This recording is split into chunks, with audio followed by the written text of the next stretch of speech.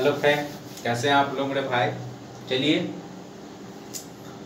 तैयारी चल रही है ना, एकदम अच्छे से तैयारी कीजिए। चलिए, पहला क्वेश्चन आपके बोर्ड के सामने है। चलिए फटाफट इसका आंसर दीजिए तो क्या होगा। देखिए क्या कहता है। एकदम तैयारी कीजिए मेरे भाई बढ़िया से, क्योंकि बहुत जल्द जो है आपका आंसर की तो आ ही गया, बहुत जल्द रिजल्ट भी आ जाएगा और बहुत मतलब गोल्डन मौका है इस बार एनटीपीसी में फाइट कर लेने का मेरे भाई। ठीक है, और तो चलिए शुरू करते हैं मेरे भाई डिस्कशन। और अपने हाथ में एक नोटबुक और एक पेन मेरे भाई जरूर रखिएगा, क्योंकि क्वेश्चन से रिलेटेड जो भी पॉइंट होते हैं डिस्कशन का, वह परीक्षा की दृष्टि से आपके लिए काफी महत्वपूर्ण होते हैं। और वैसे पॉइंट को हम नोट करवाते हैं जो या तो परीक्षा में पूछा गया हो या पूछने की अधिक संभावना हो। अधिकतर जो परीक्षा में पूछे गए वही पॉइंट लिखवाते हैं। तो आप जो है अधिक से अधिक पॉइंट याद है तो ठीक है, नहीं याद है तो उसको नोट कर लीजिए और उसे रिवीजन कर लीजिए, याद कर लीजिएगा। ठीक है, तो चलिए शुरू करते हैं मेरे भाई फटाफट डिस्कशन। तो चलिए पहला क्वेश्चन क्या कहता है, देखिए आपके सामने है। पहला क्वेश्चन कहता है कि दूध का दही जमना। कहता है मेरे भाई कि दूध से हम दही बनाते हैं, तो दूध से जो दही बनता है वो किसके कारण बनता है। चलिए यहाँ पर ऑप्शन आपको दिया गया है, जीवाणु है, सवाल है, फफूंद है और विषाणु है। ठीक है, फटाफट आप आंसर बताइए तो इसका क्या होगा, बनाइए। और 20 का जितने भी क्वेश्चन है मेरे भाई सबका आंसर अपने से बनाइए। ठीक है, और वीडियो पूरा और अंत तक देखिए मेरे भाई, जब तक डिस्कशन में थोड़ा मेरे भाई समय टाइम देना पड़ता है, क्योंकि इसमें ऑप्शन पर डिस्कशन होते हैं। चलिए बनाइए तो कौन देख लेते हैं किसका है।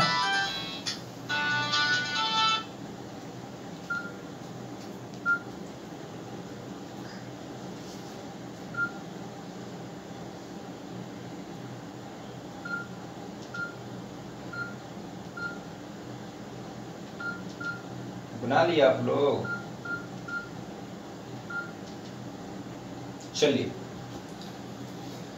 देखिए क्या कहता है। कहता है कि दुग्ध का दही जमना, मतलब कहता है कि दूध से जब दही बनता है तो इसमें किसका काम होता है।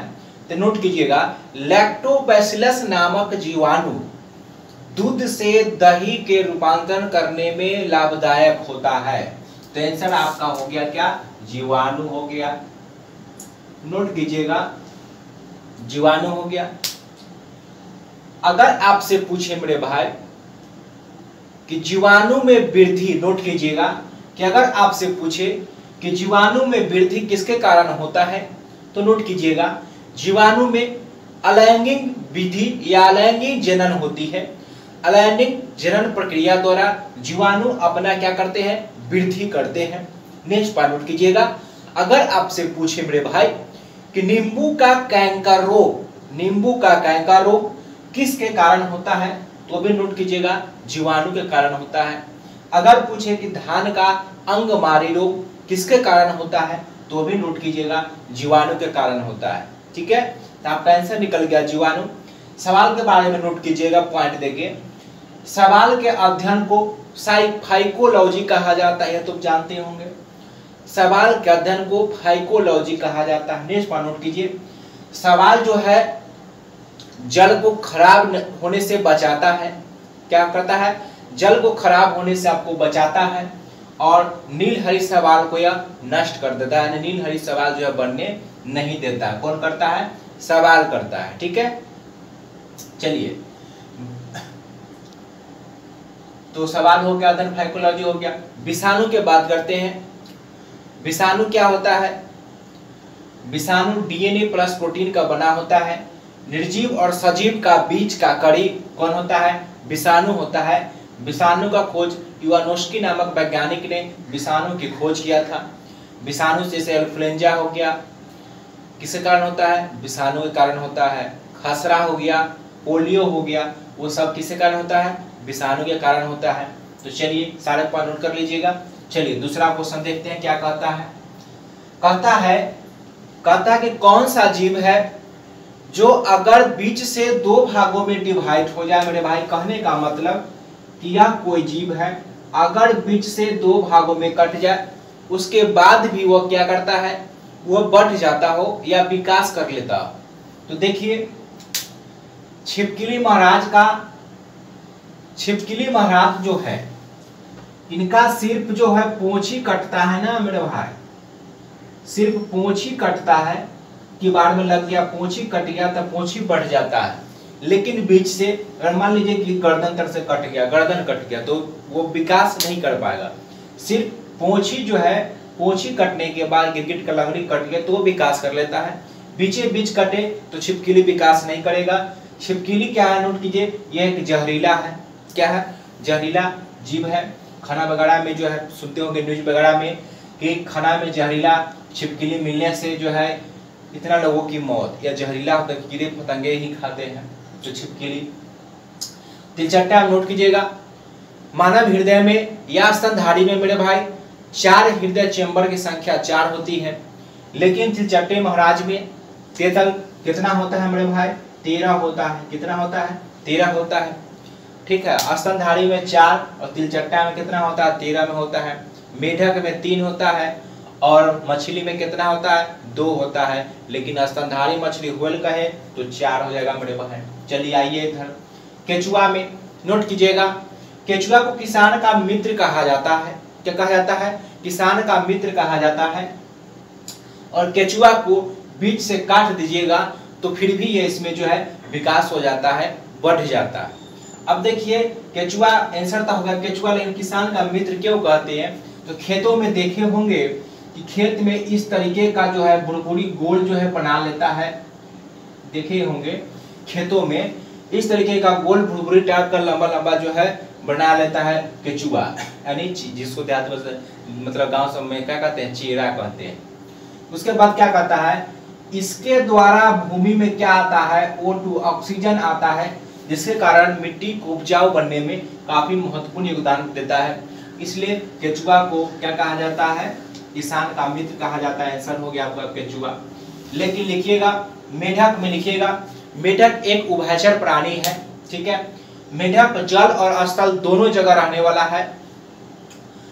ठीक है, अगर आपसे पूछे कि मेढक में नर मेढक ही टटराते हैं, मादा मेढक क्यों नहीं टटराते हैं, ये भी आपका कई बार पूछा जा चुका है। तो लिखिए, क्योंकि मादा मेढक में बाक कोष नहीं पाया जाता है। बाक कोष सिर्फ नर मेढक में ही पाया जाता है मेरे भाई, इसलिए नर मेढक ही जो है टटराते हैं, मादा मेढक जो है नहीं टटराते हैं।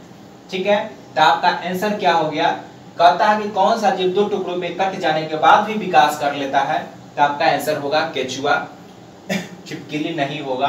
हाँ, अगर कहे कि पूंछ या लंगड़ी कट जाने के कारण तब छिपकली हो, लेकिन बीच से कह रहा है तो केचुआ होगा। चलिए तीसरा क्वेश्चन कहता है कि शरीर में होने वाले रासायनिक क्रियाओं का नियंत्रण कौन करता है। चलिए फटाफट इसका आंसर देखिए तो क्या होगा, सारे पॉइंट मेरे भाई नोट कर लीजिएगा 3 नंबर क्वेश्चन में। चलिए देखिए तो इसका क्या होगा, देखिए क्या कहता है, शरीर में होने वाले रासायनिक क्रियाओं, तो देखिए जठर रस से जो हार्मोन निकलते हैं वह वसा प्रोटीन की उपापचय क्रियाओं को नियंत्रण करता है। तो आपका आंसर तब हो जाएगा कि रासायनिक क्रियाओं का प्रोटीन मतलब कराता है कि शरीर में होने वाले जो भी रासायनिक क्रिया है उसका नियंत्रक प्रोटीन क्या कहलाता है, तो वह हार्मोन कहलाता है। हार्मोन जो है उसे नियंत्रण करता है। ठीक है, बात करते हैं विटामिन में। तो लिखिएगा, विटामिन की खोज फंक नामक वैज्ञानिक ने 1911 ईस्वी में किया था। कब किया, 1911 ईस्वी में किया। अगर पूछे कि जल में घुलनशील विटामिन, नोट कीजिएगा BC जो है वह जल में घुलनशील विटामिन है। अगर कहेगा बासा में तो एडेक, नोट कीजिएगा ADE के एडेक जो है यह जो है बासा में घुलनशील है। किस में घुलनशील है, बासा में घुलनशील है। बात करते हैं बासा का, तो नोट कीजिएगा बासा क्या होता है, ये भी जल में अघुलनशील है मेरे भाई। नोट कीजिए, बासा जल में अघुलनशील होता है। बासा हमारे शरीर में त्वचा के नीचे जमा होता है और हमारे शरीर का तापमान नियंत्रण करने में काफी मदद करता है, तापमान बनाए रखता है बासा। उसके बाद नोट कीजिएगा, वसा हमारे शरीर में जब कोई चोट लगता है तो चोट लगने से बचाने का काम भी कौन करता है? वसा करता है, फैट करता है। कार्बोहाइड्रेट लिखिएगा, कार्बोहाइड्रेट के बारे में लिखिएगा। कार्बोहाइड्रेट एक जो है कार्बनिक पदार्थ है, नोट कीजिएगा। हाइड्रोजन, ऑक्सीजन और कार्बन के, ठीक है, यह जो कार्बोहाइड्रेट बनता है हाइड्रोजन, ऑक्सीजन, नोट कीजिएगा, हाइड्रोजन, ऑक्सीजन और कार्बन के 1:2:1 में मिलने से जो कार्बनिक पदार्थ का निर्माण होता है वह कहलाता है आपका क्या? कार्बोहाइड्रेट करता है। कार्बोहाइड्रेट का काम होता है शरीर में ऊर्जा प्रदान करना, वसा भी शरीर में ऊर्जा प्रदान करता है। कार्बोहाइड्रेट की बात करें तो लिखिएगा, कार्बोहाइड्रेट न्यूक्लिक एसिड बनने में के निर्माण में मदद करता है। कार्बोहाइड्रेट पौधे में जो कोशिका भित्ति बनता है मेरे भाई, कोशिका भित्ति के बनने में भी कार्बोहाइड्रेट का निर्माण होता है। किसका? कार्बोहाइड्रेट का निर्माण होता है और यह शरीर में क्या करता है? ऊर्जा प्रदान करता है। कार्बन, ऑक्सीजन और हाइड्रोजन के 1:1:2:1 के अनुपात में मिलने से यह बनता है, ठीक है, कार्बन, ऑक्सीजन और हाइड्रोजन के। तो आपका आंसर क्या हो गया यहाँ पर? हार्मोन हो जाएगा। सारे पॉइंट बड़े अच्छे से नोट कर लीजिएगा, यह परीक्षा में सारे पॉइंट पूछते हैं। तो चलिए देखते हैं नेक्स्ट क्वेश्चन।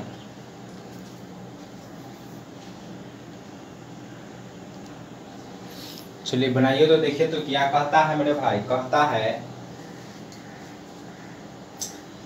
है कि कोई साइकिल सवार, चाहे आप लोग भी साइकिल चलाते होंगे, देखते होंगे कि मान लीजिए कि आज सड़क जा रही है और यहाँ से मुड़ान है, ठीक है, तो हम क्या करते हैं, ऐसे जा रहे हैं और यहाँ मुड़ते हैं, ठीक है, तो मुड़ते हैं तो हम इस तरीके से मुड़ते हैं, मतलब हम केंद्र की ओर, किधर? केंद्र की ओर जो है झुक जाते हैं, यानी अंदर की ओर झुकते हैं, केंद्र की बाहर की ओर क्या करते हैं? झुकते हैं, ठीक है। यह मध्य वाला कुआं अगर चलाता है इस तरीके से देखिएगा तो वो भी जो है वह केंद्र की ओर झुकता है, लेकिन वहां पर बल लगता है केंद्र की ओर, बाहर की ओर। लेकिन हम जब मुड़ान पर घूमते हैं तो केंद्र की ओर जो है झुकते हैं। तो कहता है कोई साइकिल सवार किसी मोड़ पर घूमता है, किधर घूमता है? भीतर की ओर, ठीक है, आपका आंसर हो गया भीतर की ओर। चलिए कहता है एक पार्सेक खगोलीय मात्रक, एक पार्सेक बराबर, नोट कीजिएगा, 3.26 प्रकाश वर्ष होता है। क्या होता है? प्रकाश वर्ष, या 3.08 10⁻16 मीटर। अगर आपसे पूछे पार्सेक क्या है? दूरी मापने की सबसे लंबी इकाई है। एक पार्सेक बराबर 3.26 प्रकाश वर्ष या 3.08 10⁻16 मीटर होता है। बात करते हैं प्रकाश वर्ष का, तो एक प्रकाश वर्ष बराबर क्या होगा? तो कहता है कि एक पार्सेक मापने की सबसे बड़ी इकाई क्या हो जाएगा? तो आपका आंसर तक क्या हो जाएगा मेरे भाई? दूरी हो जाएगा। क्या हो जाएगा? दूरी हो जाएगा। एक पार्सेक बराबर 3.26 प्रकाश वर्ष या 3.08 पावर कितना होता है? 16 मीटर होता है। कितना होता है? 16 मीटर होता है। लेकिन एक प्रकाश वर्ष बराबर होगा 9.46 × 10⁻15 मीटर। लेकिन अगर आपसे पूछे कि एक प्रकाश वर्ष, लिखिएगा एक प्रकाश वर्ष बराबर 9.46 × 10⁻15 मीटर होता है, ठीक है। और पार्सेक जो है दूरी मापने के सबसे लंबी इकाई है। प्रकाश वर्ष से भी दूरी मापते हैं, लेकिन सबसे बड़ी इकाई जो है पार्सेक है, ठीक है। तो आपका आंसर क्या हो गया? दूरी। कहता है लेजर बीमा का उपयोग सर्वाधिक, देखिए आंख की जो चिकित्सा होती है इसमें लेजर बीमा का सर्वाधिक प्रयोग किया जाता है। तो आपका आंसर हो जाएगा क्या? आंख चिकित्सा में। लेकिन इसका उपयोग किडनी कैंसर, रक्त कैंसर, मस्तिष्क कैंसर, गुर्दे के चिकित्सा में भी इसका प्रयोग मेरे भाई किया जाता है, नोट कीजिएगा। लेकिन सर्वाधिक प्रयोग जो है आंख की शल्य चिकित्सा में किया जाता है। आंसर हो जाएगा आपका आंख। चलिए नोट कर लीजिए, देखते हैं नेक्स्ट पॉइंट। चलिए बनाइए तो फटाफट, क्या कहता है देखिए। न्यूमेरिकल कहता है किसी माध्यम से जाती प्रकाश किरण का क्रांति कोण क्या होगा, क्रांति कोण क्या होगा यदि उसका अपवर्तनांक जो है, यदि उसका क्रांति कोण 45 डिग्री हो तो उसका निकलता है अपवर्तनांक पूछता है। तो बनाइए तो इसका आंसर क्या होगा मेरे भाई।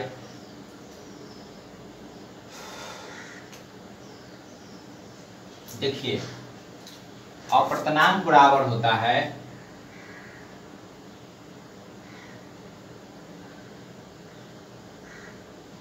एक बटा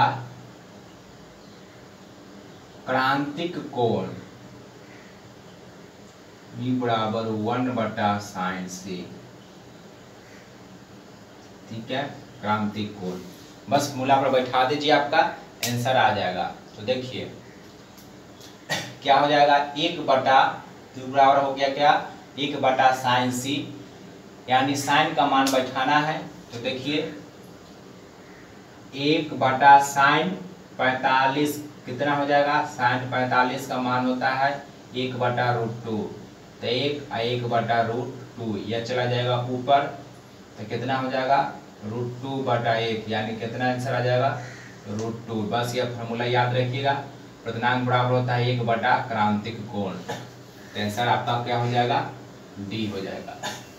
चलिए कहता है कि उप कक्षा F में, पिछले क्लास में भी चर्चा किए थे कि उप कक्षा L में अगर पूछे कि कक्षा में कितना इलेक्ट्रॉन रह सकता है तो उसके लिए फॉर्मूला बताए थे 2n², मतलब कहेगा तीसरा कक्षा में n क्या है कक्षा की संख्या, तो 3 के स्क्वायर गुने 2 2n स्क्वायर, तो n का स्क्वायर 3 गुने 2 3 के स्क्वायर 9 दूना 18, तीसरा कक्षा में 18 रहेगा। पांचवा कक्षा रहेगा तो 2 5, पांचवा कक्षा 5 के स्क्वायर 25, यानी कितना रहेगा 50 रहेगा। लेकिन यहाँ पूछ रहा है कि उप कक्षा में, तो बताए थे कि उप कक्षा में जो संख्या होता है, उप कक्षा कौन कौन होता है, नोट कीजिएगा S P D F होता है। इसमें इलेक्ट्रॉन की संख्या कितना कितना लिखा है, 2 लिखाए थे, 6 लिखाए थे, 10 और 14। इसमें 2 इलेक्ट्रॉन रह सकते हैं कक्षा में। उपकक्षा B में आपको लिखाए थे कि 6, D में लिखाए थे 10 और F में इलेक्ट्रॉन की संख्या कितना अधिकतम होगी, 14 होगी। और क्वेश्चन पूछ रहा उपकक्षा 1 में, तो F में कितना हो जाएगा 14 हो जाएगा मेरे भाई। सारे पॉइंट नोट कर लीजिए, ये बार बार पूछता ही है। कहता है कि सोडियम क्लोराइड में क्या होता है, तो सोडियम क्लोराइड देखिए NaCl, जब यह Na टूटता है तो Na+Cl- में टूटता है, यानी यहाँ पर जो है संयोजी आयनिक बंधन बनता है या वैद्युत संयोजी बंधन। तो यहाँ पर आंसर क्या हो जाएगा आपका, वैद्युत संयोजी बंधन जो इसके टूटने से बनता है। तो वही पूछ रहा था कि सोडियम क्लोराइड में क्या होता है, तो आंसर हो जाएगा वैद्युत संयोजी बंधन। सारे पॉइंट नोट कर लीजिए, देखते हैं नेक्स्ट क्वेश्चन।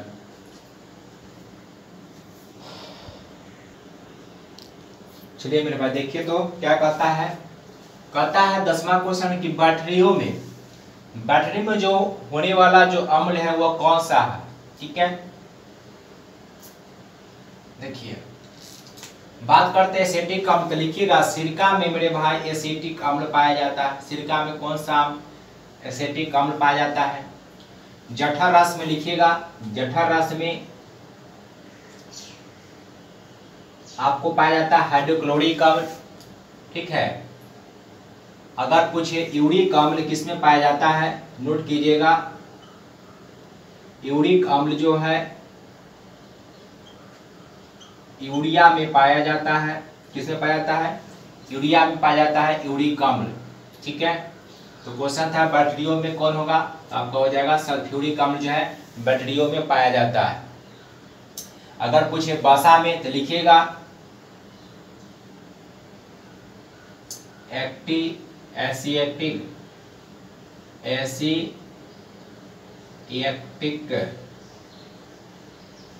अम्ल, ठीक है। चलिए नोट कीजिए तो अगर पूछेगा कि वसा में कौन सा अम्ल पाया जाता है, तो एस्टियरिक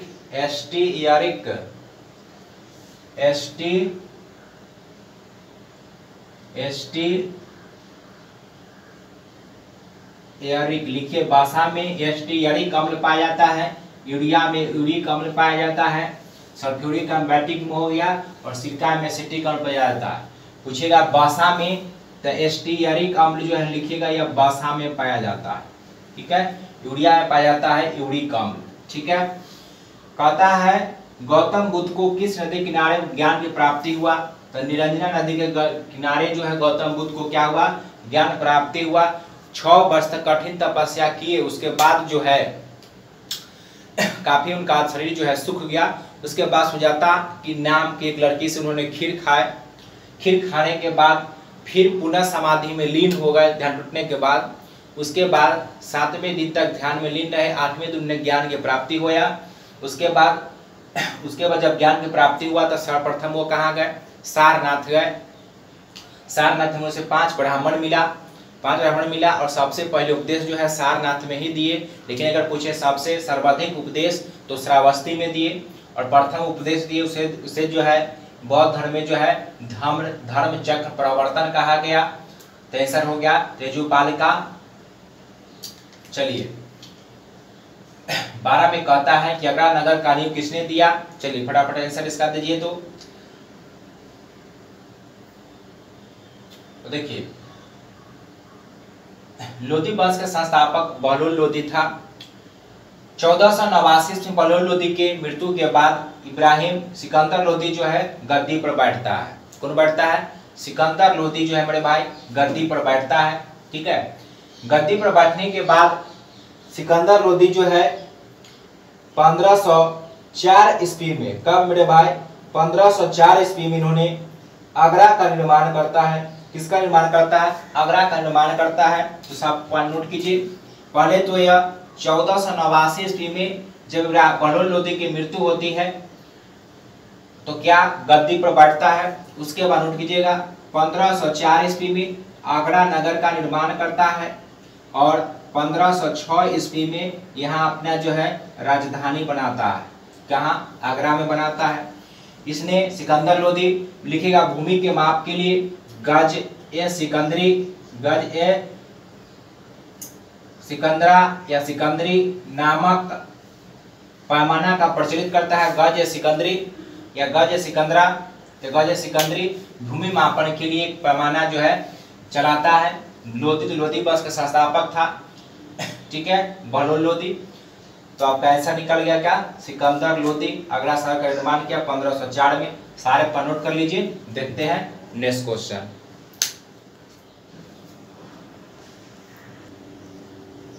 चलिए देखते हैं नेक्स्ट क्वेश्चन क्या कहता है मेरे भाई। कहता है कि भारत के किस उच्च न्यायालय में न्यायाधीशों की संख्या सबसे कम है। बात करते हैं न्यायालयों, उच्च न्यायालयों की संख्या। तो लिखिएगा वर्तमान में उच्च न्यायालय की संख्या कितना है, लिखिएगा 25 है। कितना है, 25 है।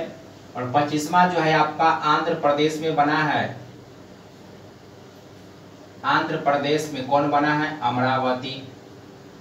यह नवीनतम, ठीक है। कितना है, सबसे अधिक पूछे न्यायाधीशों की संख्या, तो सबसे ज्यादा जो है मेरे भाई नोट कीजिएगा इलाहाबाद में है, और सबसे कम जो है आपका कहाँ है, सिक्किम में। सबसे कम कहाँ है, सिक्किम में। तो पूछेगा कि भारत के किस उच्च न्यायालय में सबसे अधिक न्यायाधीशों की संख्या, इलाहाबाद। सबसे कम की बात करें तो सिक्किम में है, ठीक है। अभी जो है वर्तमान में 25 उच्च न्यायालय है और 25 उच्च न्यायालय है, ठीक है। और सबसे अधिक जो इलाहाबाद में, और नवीनतम जो है आंध्र प्रदेश का 25वां अमरावती। तो आंसर हो गया कि आपका सिक्किम में सबसे कम है। चलिए 14वां क्वेश्चन देखिए, इसका आंसर दीजिए तो क्या होगा। देखिए अभी तक भारत में जो है 3 बड़ा आपातकाल लगा है, ठीक है।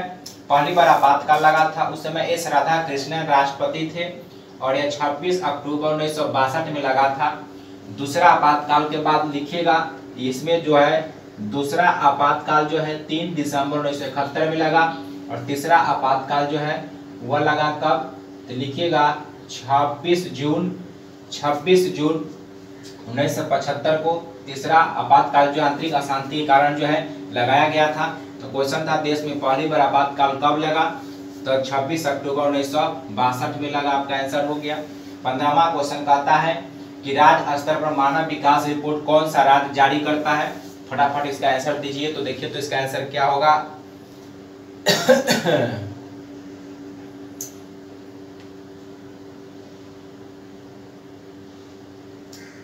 देखिए तो आपका आंसर क्या हो जाएगा। कहता है कि राज्य स्तर पर मानव विकास जो है राज्य स्तर पर आपको कौन करता है, मध्य प्रदेश करता है। लेकिन कहेगा कि मानव विकास रिपोर्ट यूएनडीपी जो है वो कब जारी किया गया था पहली बार। तो लिखिएगा अप्रैल 2002 में। ठीक है, अब यूएनडीपी द्वारा पहली बार मानव विकास रिपोर्ट जो है कब जारी किया गया था। तो वह किया गया था अप्रैल 2002 में। लेकिन राज्य जो है वह मध्य प्रदेश जारी करता है। चलिए नोट कर लीजिए। देखते हैं नेक्स्ट क्वेश्चन। चलिए देखिए तो क्या कहता है मेरे भाई। कहता है कि नीरा जलप्रपात किस देश में, बनाइए तो फटाफट इसका आंसर क्या होगा। कहता है निगरा जलप्रपात जो है वह किस देश में है। फटाफट बनाइए तो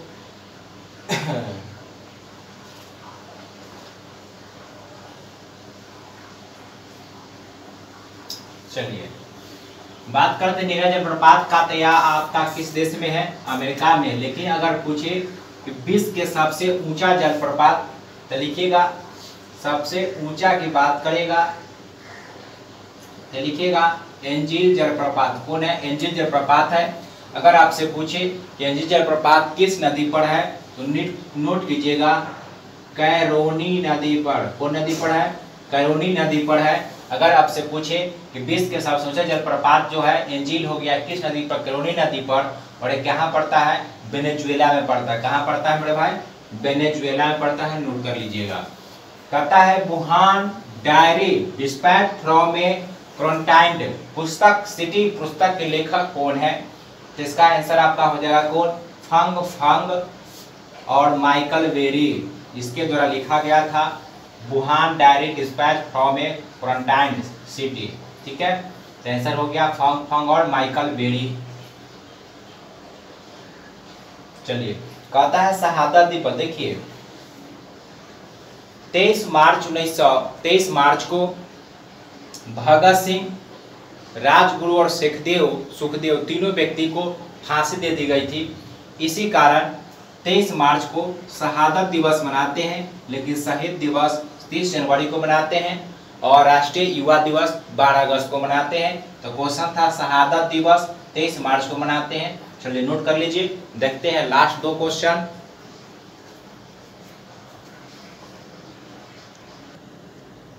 चलिए देखिए तो 19वां नंबर क्वेश्चन क्या कहता है। कहता है कि जल गैस या नीली गैस के नाम से किसे जाना जाता है।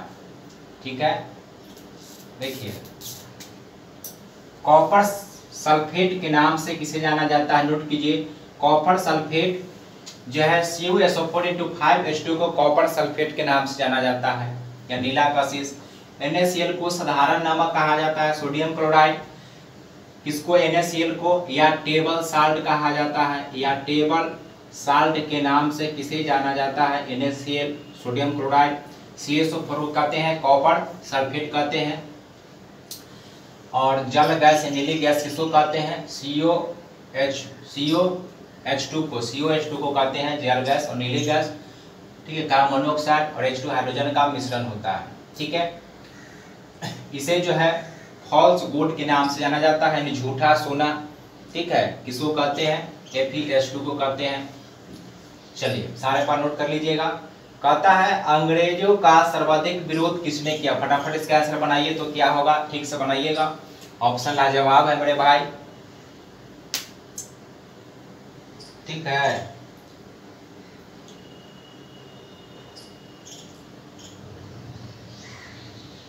चलिए ये सारे पर नोट कर लीजिएगा। ये copper sulphate, table salt, ferrous sulphate या झूठा सोना फुल्स गोल्ड के नाम से जाना जाता है। ये बार पूछा है, कई बार पूछ चुका है। ये भी टेबल साल्ट भी, ये भी और ये भी खूब पूछता है, इसलिए कर लीजिए। कहता है अंग्रेजों का सर्वाधिक विरोध की बात करें तो मराठा सरदार ने किया था। मराठा का संस्थापक लिखिए।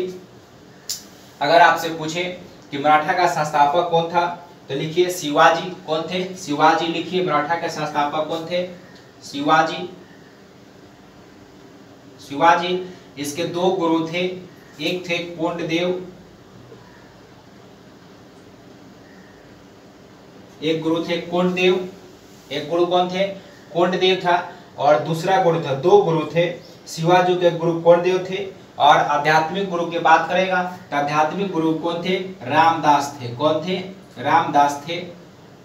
ठीक है, अगर पूछे कि शिवाजी ने सूरत को कितने बार लूटा, तो सूरत को 2 बार लूटे थे। कब, कितने बार लूटे, 2 बार सूरत के लूटे। तो क्वेश्चन था कि अंग्रेजों का सर्वाधिक विरोध किसने किया, तो आंसर क्या हो जाएगा, मराठा। मराठा का संस्थापक कौन था, शिवाजी थे। इनके 2 गुरु, आध्यात्मिक गुरु रामदास थे, राजनीतिक गुरु कौन थे, कोंडदेव थे। और सूरत के इन्होंने कितने बार लूटा, तो नोट कीजिए, सूरत को जो है क्या बार लूटे, 2 बार लूटे थे, 1664 में और 1679 में। कब कब लूटे थे, तो 1664 में और 1679 में 2 बार उन्होंने सूरत को लूटे। लेकिन नेक्स्ट बार नोट कीजिएगा, लेकिन अगर आपसे पूछे मेरे भाई कि शिवाजी ने सर्वप्रथम किस किले पर अधिकार कर लिया, तो लिखिएगा बीजापुर के तोरण किला। बीजापुर के जो तोरण किला था, तोरण किले पर सर्वप्रथम जो अधिकार किसने किया, शिवाजी ने सबसे पहले अधिकार पूछे किस किले पर किया, तो बीजापुर के तोरण किला पर जो है सबसे पहले जो है क्या किए, अधिकार कर लिए थे। 1664 में बीजापुर के तोरण नामक पहाड़ी किले पर पहली बार जो है अधिकार कर लिए थे। कब, 1600 डेट पे अगर पूछ दे तो 1664 में। ठीक है, तो सर्वाधिक विरोध किसने किया, आपका आंसर हो गया मराठों।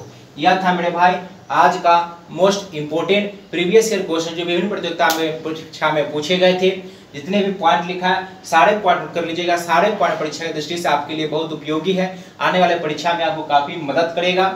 ठीक है, और अधिक से अधिक जो है अपने दोस्तों तक जो है इसको शेयर कीजिए वीडियो को, ताकि वो भी अपने आदर्श अकेडमी से जुड़े, अपने तैयारी को और जो है स्ट्रॉन्ग बनाए। ठीक है, अगर मेरे भाई वीडियो अच्छा लगा हो तो शेयर और लाइक जरूर कीजिएगा। मिलते हैं नेक्स्ट क्लास में, धन्यवाद।